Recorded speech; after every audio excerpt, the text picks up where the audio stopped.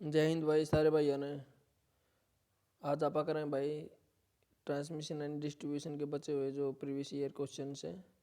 हमने transmission and distribution की series चला रखी है जिसमें हम बेसिक थ्योरी और प्रीवियस ईयर क्वेश्चंस करते हैं। इसकी हमारी आज 6th क्लास रहेगी और ये क्लास किसके लिए इम्पोर्टेंट रहेगी, जो भी हरियाणा एसए एएलएम इलेक्ट्रीशियन इन एग्ज़ामों की तैयारी कर रहे हैं उसके लिए क्लास बेनिफिशियल रहेगी। इसमें से क्वेश्चन ऐसे कैसे एग्ज़ाम में आने की पॉसिबिलिटी रहेगी, क्योंकि एक क्वेश्चन प्रीवियस में बार बार पूछे गए हैं। शुरू करते हैं आज की क्लास। आप ये देखो भाई, ये वैसे ही टीचर बना रहा था मैं, बोर्ड पे पढ़ाने की ऐसे सोच रहा था कि मतलब बोर्ड पे अगर जो ये आपको रिकॉर्डेड वीडियो मिल रही है, अगर मैं लाइव ये बोर्ड पे पढ़ाऊँ तो मतलब कैसा फीलिंग आएगी। और कैसे हमारे पास कैमरा वैमरा है नहीं है यार अच्छी क्वालिटी का, तो मोबाइल से इसको रिकॉर्ड करके मोबाइल से आपको कंटेंट प्रोवाइड कर देते हैं।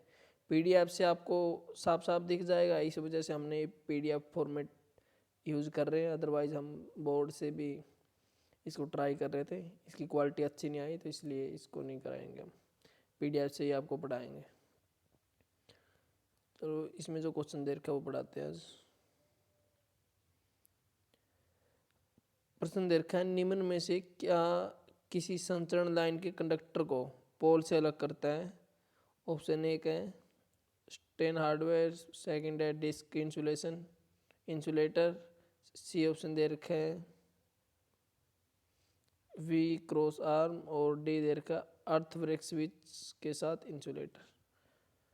तो इसमें आपको बता दूं कि इसका उत्तर हो जाएगा डिस्क इंसुलेटर। ठीक है, जो हमारी ट्रांसमिशन लाइन है उसकी जो ऊपर से वायर गई होती है, और जो वायर जिस पोल के ऊपर होती है, खंबे के ऊपर होती है, उस खंबे के और कंडक्टर के बीच में एक इंसुलेटर यूज किया जाता है। ठीक है, गोल गोल सा ऐसा होता है ये। ओके, ऐसा। ठीक है, ये पोर्सिलिन का बना होता है और ये कंडक्टर का कहाँ से चली जाती है, इसे कंडक्टर चली जाती है, एक सेकेंड, ऐसे कंडक्टर चली जाती है। ठीक है, और हमारा जो टावर होता है वो ऐसे हो जाता है। ठीक है, टावर जो कंडक्टर पे सीधा अटैच नहीं होता, टावर और कंडक्टर के बीच में जो कंडक्टर हम यूज़ कर रहे हैं यहाँ पे जो वायर होती है जिसमें से हम ट्रांसमिशन करते हैं इलेक्ट्रिसिटी का। ठीक है, तो उन दोनों के बीच में पूछ रखे कि क्या होता है, ऑप्शन के हिसाब से यहाँ पे उत्तर भी हो जाएगा कि जो डिस्क इंसुलेटर है उसका यूज़ हम करते हैं संचरण लाइन के कंडक्टर को पोल से अलग करने के लिए। नेक्स्ट क्वेश्चन है, व्यावसायिक ट्रांसमिशन लाइन में खालिस्तान के कंडक्टर को इस्तेमाल किया जाता है। ये पूछ रखा है कि जो व्यावसायिक ट्रांसमिशन लाइन है उसमें ब्लैंक के कंडक्टर का इस्तेमाल किया जाता है। किस कंडक्टर का उपयोग हम करते हैं व्यावसायिक ट्रांसमिशन लाइन में। ऑप्शन दे रखा आपसे ऑप्शन ए तांबा, बी एल्यूमिनियम, सी चांदी या डी लोहा। क्या उत्तर होगा कमेंट में करना इसका आंसर आप, कि हम जो व्यावसायिक इस्तेमाल के लिए जो ट्रांसमिशन लाइन करते हैं उसके लिए जो मोस्टली यूज़ किया जाता है कंडक्टर, वो किस मेटल का बना होता है। ठीक है,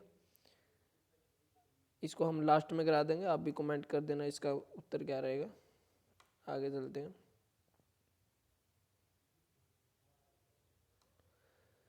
क्वेश्चन है, फीडर साइज मुख्य रूप से किस पर आधारित होते हैं। ये फीडर क्या है इसको हम थ्योरी में पढ़ाएंगे क्या है, आपको अगर पता है तो आप इसका आंसर दीजिएगा कि फीडर साइज जो मुख्य रूप से किस पर आधारित होता है। ऑप्शन दे रखा है यहाँ पे सिस्टम वोल्टेज पे, लोड करंट पे, लोकेशन ऑफ डिस्ट्रीब्यूशन पे या सिस्टम फ्रीक्वेंसी पे। जो फीडर होता है हमारा लोड करंट पे डिपेंड करता है। ठीक है, ये लोड करंट के हिसाब से डिज़ाइन किया होता है, और जो हमारा डिस्ट्रीब्यूशन होता है, डिस्ट्रीब्यूशन लाइन होती है, डिस्ट्रीब्यूशन डिस्ट्रीब्यूशन लाइन होती है वो वोल्टेज पर आधारित होती है। फीडर क्या होता है, ये होती है जो हमारी प्राइमरी डिस्ट्रीब्यूशन लाइन होती है, सब डिवीज़न से हमारे जो सब डिवीज़न से और आगे तक सेकेंडरी डिस्ट्रीब्यूशन तक की जो लाइन होती है उसको हम फीडर बोलते हैं। और उस फीडर को लोड करंट के हिसाब से इसलिए बनाया जाता है ताकि जो करंट होता है वो करंट की मात्रा कम हो, ठीक है, जो करंट लॉस होता है वो कम से कम हो, इस हिसाब से हम फीडर का उपयोग करते हैं। और जो डिस्ट्रीब्यूशन होता है, सेकंड डिस्ट्रीब्यूशन होता है, वो वोल्टेज के आधारित बनाए जाते हैं ताकि जो घरों में मिलने वाली वोल्टेज है वो कम से कम ब्रेक डाउन हो। जैसे कि हमारे घरों में 230 वोल्ट की वोल्टेज मिलती है, ठीक है। तो इससे ऐसा होता है कि शायद 6% होता है, ठीक है, कि वोल्टेज का जो ड्रॉप अप होता है वो 6% से ज़्यादा नहीं होना चाहिए, या जो 224 या 236 वोल्ट तक ही हमारे घरों में वोल्टेज आनी चाहिए, ठीक है, ऐसे होता है। फीडर साइज मुख्य रूप से किस पर आधारित होता है? फीडर हो गया लोड करंट पे, और जो सेकंड डिस्ट्रीब्यूशन होता है वो होता है वोल्टेज पर आधारित होता है। ये लिख भी रखा है यहाँ पे, डिस्ट्रीब्यूटर डिजाइन वोल्टेज ड्रॉप को ध्यान में रख के किया जाता है। आगे प्रश्न है, ट्रांसमिशन लाइन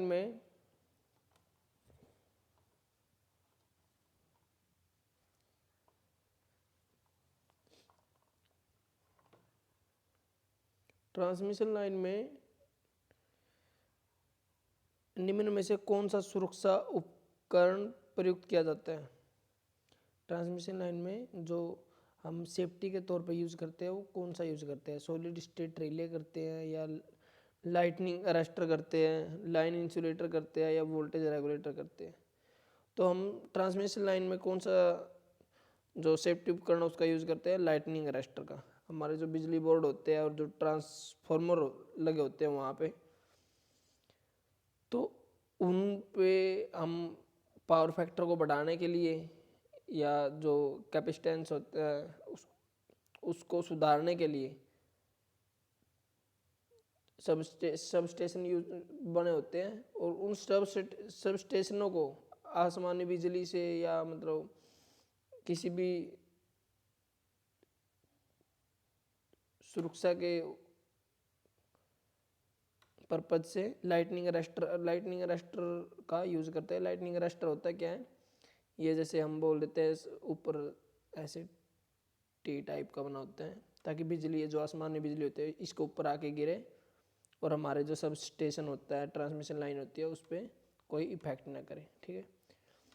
और जो ट्रांसमिशन लाइन में निम्न में से कौन सा सुरक्षा उपकरण प्रयुक्त करते हैं? ये लाइटनिंग अरेस्टर के तौर पर आप देखोगे कि जो बड़ी लाइनें होती है ट्रांसमिशन लाइन की, तो उसके ऊपर को होता है जो वो अर्थ वायर होता है, ठीक है, वो सबसे ऊपर होता है, जबकि हमारे घरों के बाहर होता है वो अर्थ का वायर होता है नीचे को। लेकिन वो ट्रांसमिशन लाइन में सबसे ऊपर क्यों होता है? ताकि आसमानी बिजली वहाँ भी अगर लाइन पे गिरती है तो ऊपर के ऊपर अर्थिंग लाइन से ज़मीन में ग्राउंड कर दी जाती है, ठीक है। ये हमारा उत्तर हो गया बी। नेक्स्ट है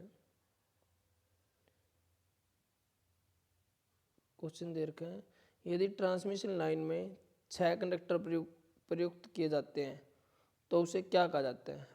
ट्रांसमिशन लाइन में जैसे 1 2 3 4 5 6, ठीक है, ये 6 कंडक्टर यूज किए जाते हैं, तो उस लाइन को क्या कहते हैं? मल्टी सर्किट लाइन बोलते हैं, सिंगल सर्किट लाइन बोलते हैं, या डबल सर्किट लाइन बोलते हैं, 6 सर्किट लाइन बोलते हैं।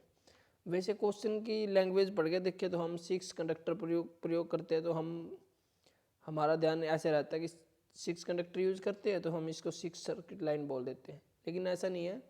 6 सर्किट लाइन का मतलब ये है कि एक सर्किट में जब हम यूज करते हैं ट्रांसमिशन में तो 3 वायर्स यूज करते हैं, और जब हम 6 वायर यूज करते हैं तो इसका 6 3 + 3 कितना हो गया? 6 हो गया, ठीक है।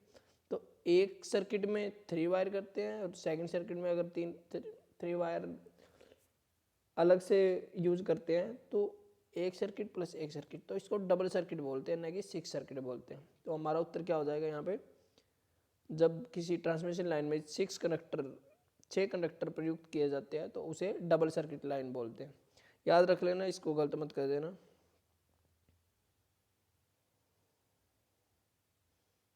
नेक्स्ट है, जब एक शहर से दूर कोई अक्षेत्र, बाहरी इलाका, ठीक है, रिसीविंग स्टेशनों से लाइन द्वारा जोड़ा जाता है तो उसे क्या कहते हैं? सेकेंडरी ट्रांसमिशन बोलते हैं, प्राइमरी ट्रांसमिशन बोलते हैं, या सेकेंडरी डिस्ट्रीब्यूशन बोलते हैं, प्राइमरी डिस्ट्रीब्यूशन बोलते हैं, क्या बोलते हैं आप बताओ इसको। प्रश्न पढ़ते हैं एक बार और। जब एक शहर से दूर कोई अक्षेत्र, बाहरी इलाका, ठीक है, रिसीविंग स्टेशनों से लाइनों द्वारा जोड़ा जाता है तो उसे क्या कहते हैं? उसे बोलते हैं सेकेंडरी ट्रांसमिशन। ठीक है, सेकेंडरी ट्रांसमिशन को बोलते हैं। ये 4 प्रकार के हमारे जो लाइन होती है उसको 4 भागों में बांटा होता है। पहले जहाँ हम एक बार आपको बता देता हूँ मैं यहाँ से, पहले बिजली जनरेट होती है 11 kV पे, ठीक है, मोस्टली हमारा इंडिया में 11 kV पे जनरेट होती है।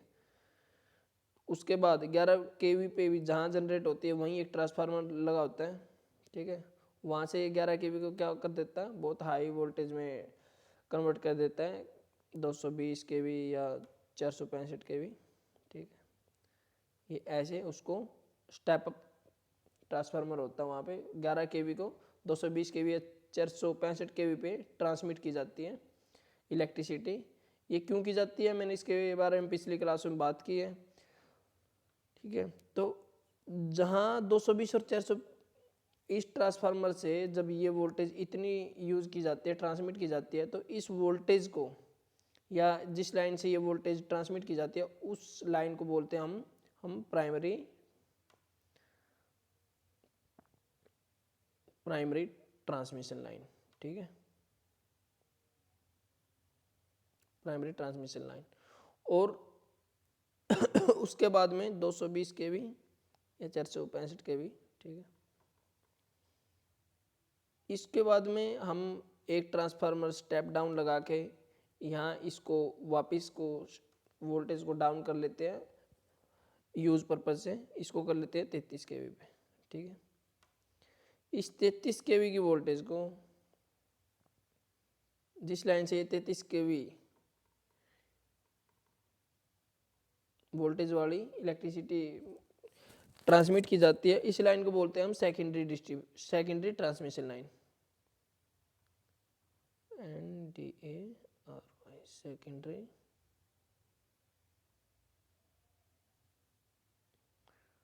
ट्रांसमिशन लाइन, ठीक है। 33 kV वाली को क्या बोलते थे हम, सेकेंडरी ट्रांसमिशन लाइन।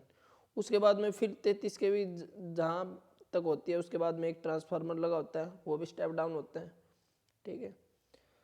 तो ये स्टेप डाउन होता है तो ये आगे कितने में कर देता है, ये 11 kV में कर देते हैं। उस 11 kV वाली लाइन को बोल देते हैं हम प्राइमरी डिस्ट्रीब्यूशन,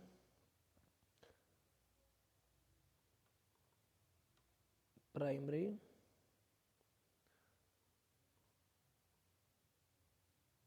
डिस्ट्रीब्यूशन लाइन, ठीक है। देखो, पहले जहाँ बिजली जनरेट होती है प्लांट पे, ठीक है, 11 kV पे होती है।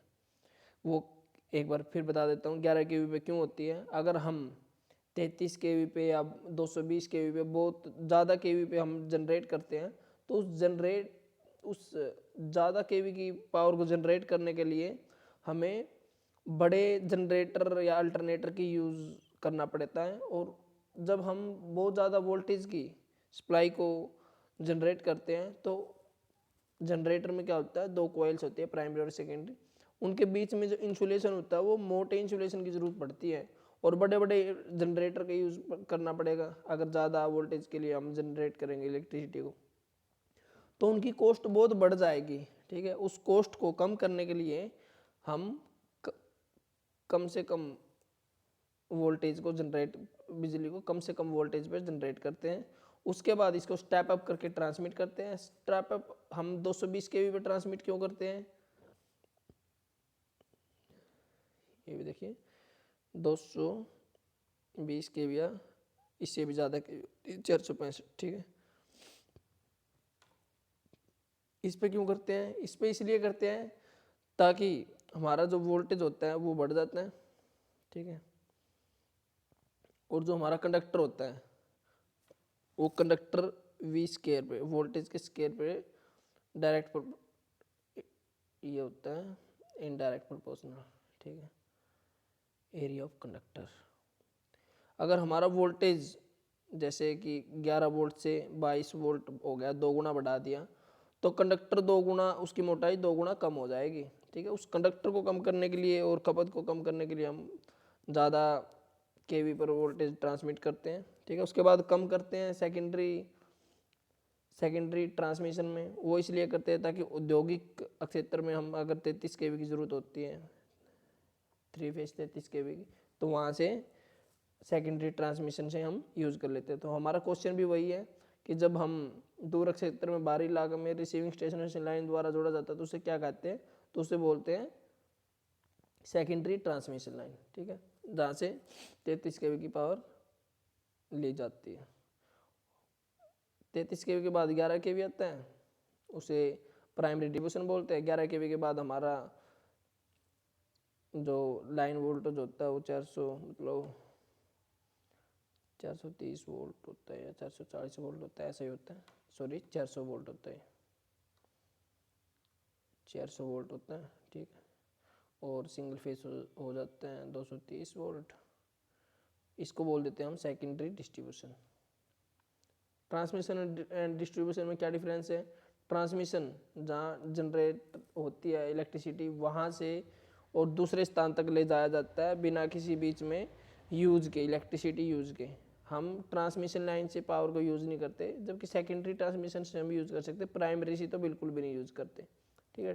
प्राइमरी ट्रांसमिशन का पर्पज़ यही होता है कि एक जगह से दूसरी जगह पे इलेक्ट्रिसिटी को पहुंचाना, ठीक है। और सेकेंडरी ट्रांसमिशन से बहुत कम इलेक्ट्रिसिटी यूज़ करते हैं हम।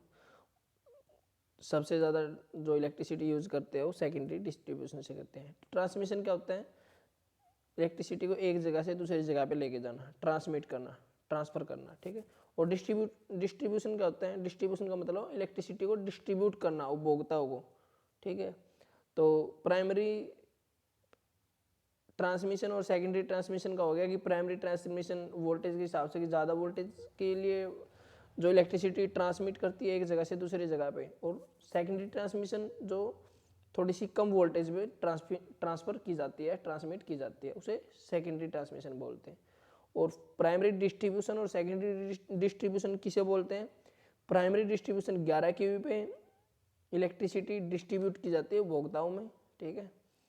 और सेकेंडरी डिस्ट्रीब्यूशन हो गया मतलब थोड़ी सी और कम, 400 केवी, ठीक है, या डबल फेज या single phase 230 volt electricity distribute की जाती है। तो इसलिए हम इसको प्राइमरी डिस्ट्रीब्यूशन और सेकेंडरी डिस्ट्रीब्यूशन लाइन बोलते हैं। समझ में आ गया होगा भाई मेरे ख्याल से आपको। आगे देखते हैं।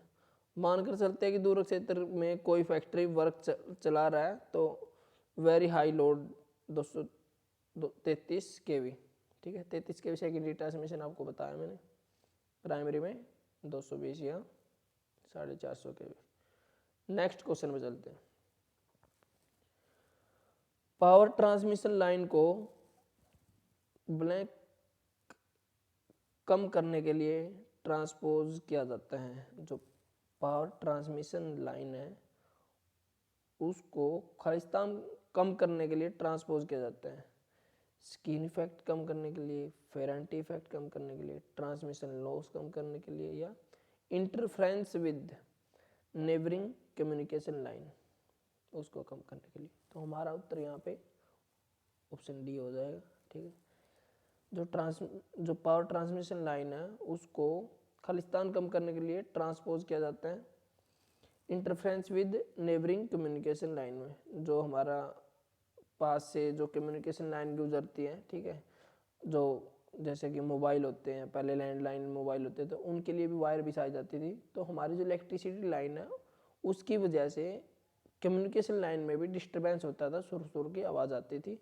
तो उसको कम करने के लिए पावर ट्रांसमिशन लाइन को पावर ट्रांसमिशन लाइन को का स्थान कम करने के लिए ट्रांसपोज किया जाता है। जो पावर ट्रांसमिशन लाइन है उसको ट्रांसपोज किया जाता है ताकि उसमें इंटरफेरेंस कम हो कम्युनिकेशन लाइन में।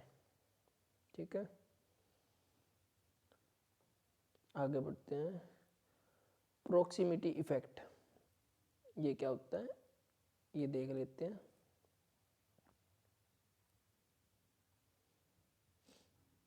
जब किन्हीं दो धारावाही चालक को पास पास रखा जाता है तो एक चालक दूसरे चालक में बह रही धारा को वितरण को नॉन यूनिफॉर्म कर देता है। ठीक है, जैसे कि ये दो कंडक्टर है, एक ये धारा बह रही है, इसमें से धारा बह रही है, तो जब ये पास पास लेके आ जाते हैं ना, तो जैसे कि मैं आपको बता देता हूँ,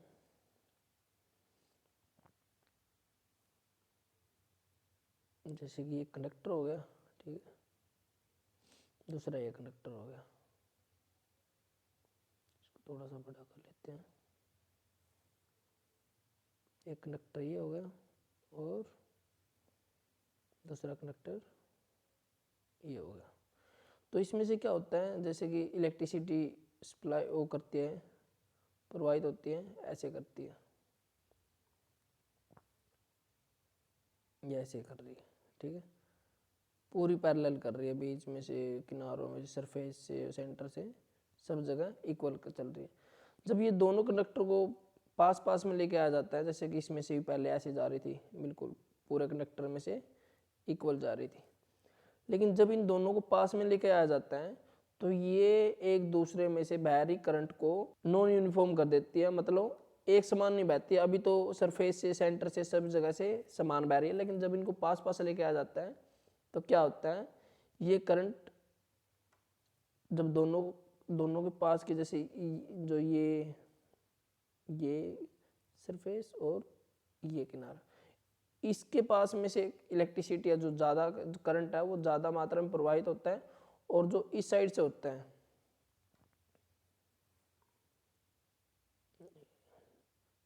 जब इनको पास पास में लेके आया जाता है तो क्या होता है, इधर से करंट ज़्यादा फ्लो करेगी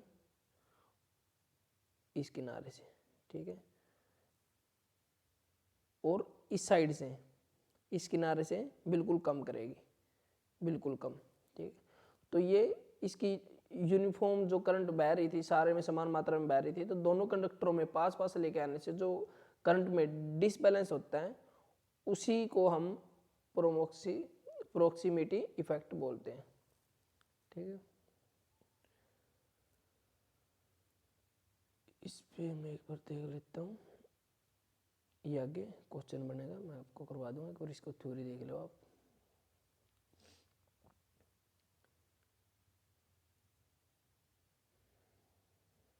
जी, इसमें चालक के एक कॉर्नर पर धारा बहुत कम मात्रा में और दूसरे किनारे पे ज़्यादा मात्रा में बहेगी। जब स्किन इफेक्ट में चालक को सेंटर में धारा का प्रवाह कम तथा किनारों पर ज़्यादा प्रवाह होता है। ठीक है, ये स्किन इफेक्ट बता रखा है। स्किन इफेक्ट में क्या होता है, जब किसी कंडक्टर से अल्टरनेटिंग करंट प्रवाहित कराई जाती है, जैसे कि हो गया, तो स्किन इफेक्ट में ऐसा होता है कि इस किनारे से और इस किनारे से ज़्यादा मात्रा में इलेक्ट्रिसिटी प्रोवाइड करेगी, जबकि सेंटर से बिल्कुल कम करेगी।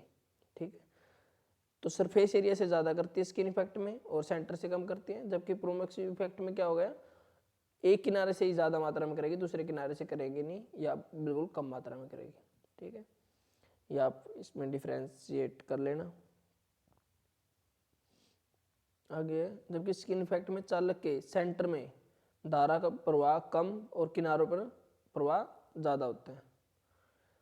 और प्रोक्सिमिटी इफेक्ट क्या है, इसके लिए वो बता दिए। प्रोक्सिमिटी इफेक्ट के लिए दो धारावाही चालक के पास में होने चाहिए। ठीक है, जबकि स्किन इफेक्ट में दो चालक की जरूरत नहीं पड़ती, एक ही चालक में अगर हम करंट फ्लो करवाते हैं तो उसमें ही वो स्किन इफेक्ट नज़र आ जाता है, दो कंडक्टरों की जरूरत नहीं पड़ती उसमें।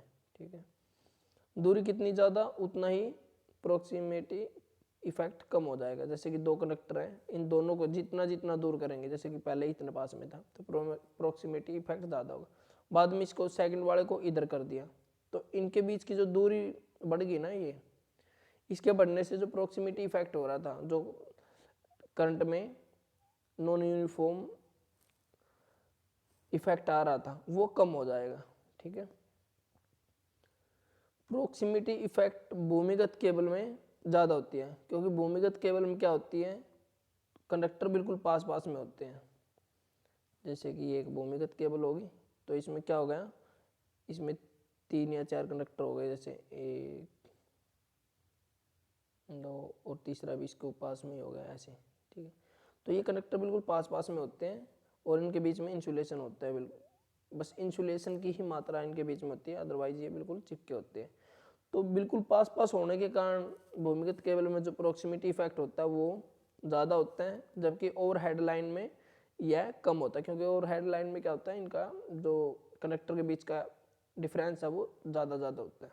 ठीक है, यह भी फ्रीक्वेंसी पर डिपेंड करता है।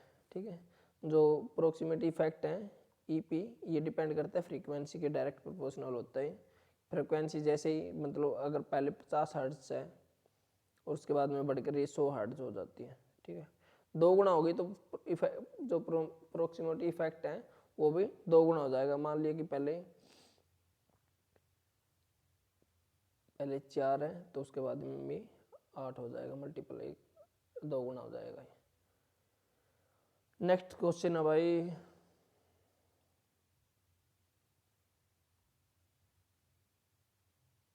जी,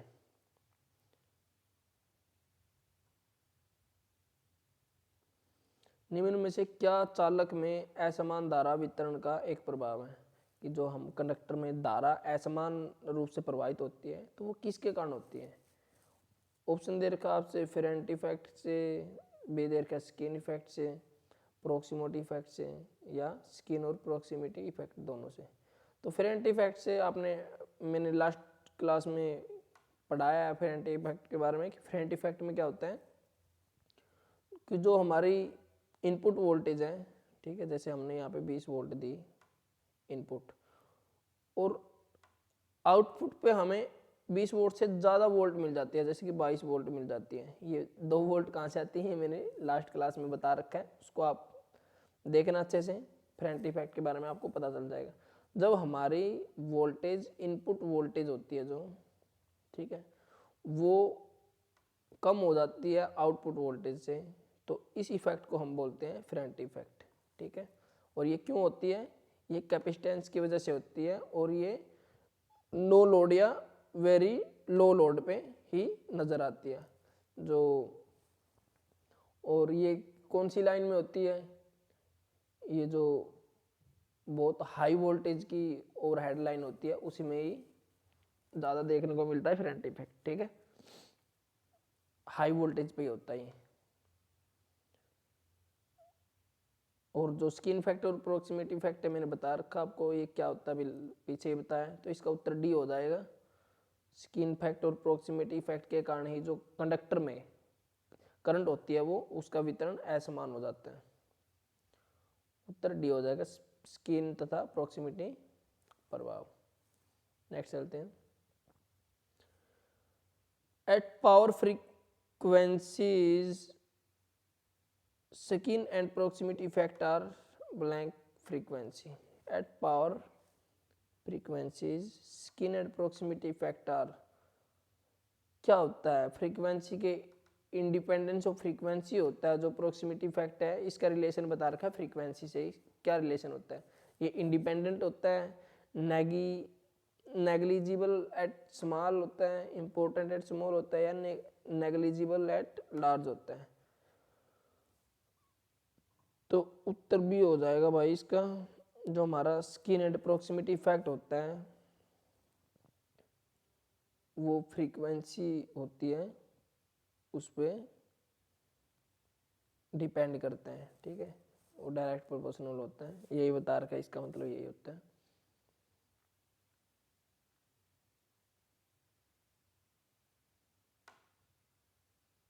आगे चलते हैं,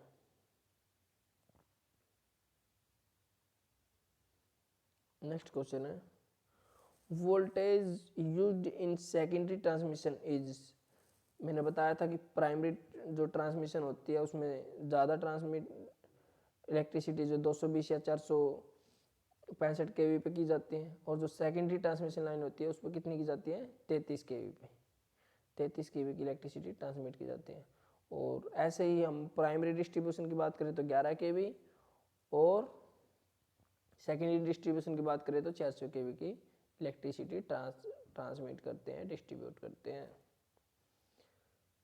इनका तो भाई धुआं उड़ा देना, इनको मत गलत होने देना। जो प्राइमरी ट्रांसमिशन है, सेकेंडरी ट्रांसमिशन है, प्राइमरी डिस्ट्रीब्यूशन है और सेकेंडरी डिस्ट्रीब्यूशन है, ठीक है। जैसे कि फीडर की बताया था कि फीडर किस पे डिपेंड करती है, ये लोड करंट पे डिपेंड करती है, कि ये लोड करंट को ध्यान में रखते हुए डिज़ाइन की होती है।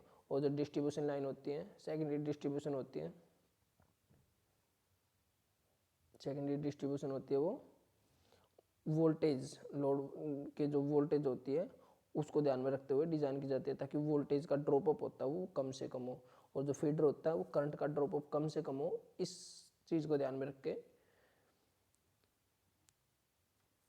सेट की जाती है। आगे देखते हैं हम, ये हमारा हो गया। Length of medium transmission line is, जो मीडियम ट्रांसमिशन लाइन है उसकी लेंथ कितनी होती है, 10 से 15 किलोमीटर होती है, 50 से 150 किलोमीटर होती है, 150 से 250 किलोमीटर होती है, मोर देन 250 किलोमीटर होती है। जो मीडियम ट्रांसमिशन लाइन होती है उसकी जो लेंथ होती है 50 से 150 किलोमीटर के बीच में होती है, ठीक है। और जो प्राइमरी ट्रांसमिशन लाइन होती है उसकी लेंथ 250 किलोमीटर से भी ज़्यादा होती है, उसकी लेंथ ज़्यादा होती है। जबकि जो मीडियम ट्रांसमिशन लाइन होती है उसकी लेंथ कितनी होती है, आप इसको याद रख लेना, 50 से 150 किलोमीटर के बीच में उसकी लेंथ होती है। नेक्स्ट पढ़ेंगे